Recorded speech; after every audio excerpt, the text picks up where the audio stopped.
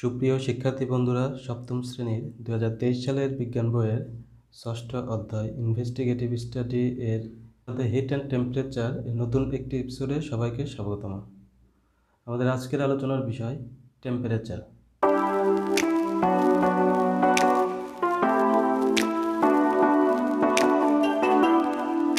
What is temperature?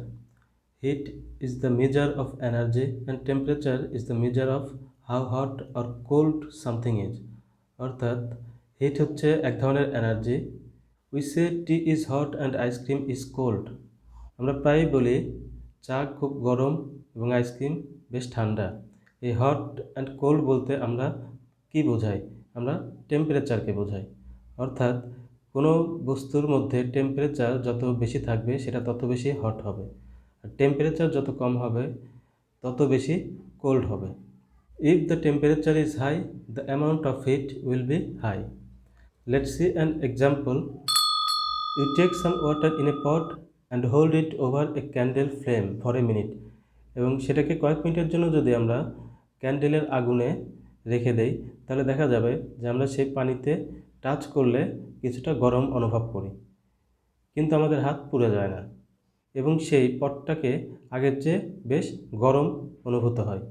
But if you hold a needle in a candle flame for a minute, কিন্তু যদি তুমি কয়েক মিনিটের জন্য একটা নিডল বা সুচ সেই একই পরিমাণ ক্যান্ডেল ফ্লেমে বা আগুনে রাখো, তাহলে দেখা যাবে সেটা পানির চেয়ে অনেক বেশি হট অনুভূত হচ্ছে বা গরম অনুভূত হচ্ছে।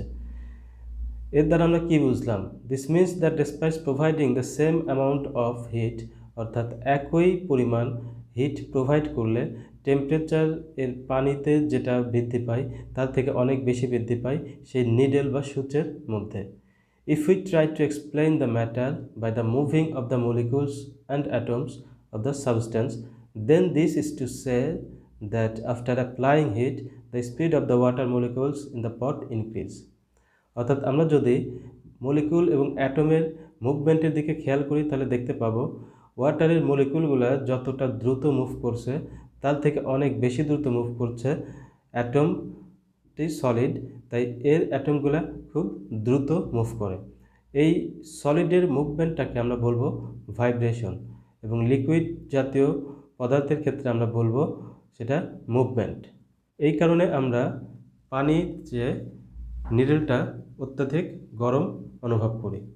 Hit is a type of energy. এটা অবশ্যই মনে রাখতে হবে। আমাদের চারপাশে অসংখ্য এনার্জি আছে, তার মধ্যে হিট এক ধরনের এনার্জি, কেমিক্যাল এনার্জি আছে, ইলেকট্রিসিটি একটা এনার্জি, ম্যাগনেট এক ধরনের এনার্জি, তার মধ্যে হিট এক ধরনের energy. And this energy comes from the combined kinetic energy or vibration energy of the molecules of matter. অর্থাৎ কোনো মলিকুলস বা কোনো ম্যাটারের মলিকুলস থেকে, মলিকুলসের ভাইব্রেশন কিংবা গতি থেকে বা স্পিড থেকে যেই এনার্জিটা আমরা পাই সেটাই heat. The higher the speed or vibration of the molecules is the higher the temperature of the object. অর্থাৎ একটা অবজেক্টের মলিকুলসগুলো যত হাইলি স্পিড হবে এর ভাইব্রেশন বা মুভমেন্ট, তত বেশি সেটা হট হবে আর তার টেম্পারেচার তত হাই হবে।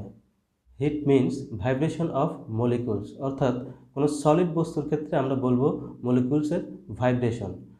একইভাবে লিকুইডের ক্ষেত্রে আমরা বলবো movement of molecules, and in the case of gases, এবং একইভাবে গ্যাসের ক্ষেত্রে আমরা বলবো it is the free flight of one compared to another.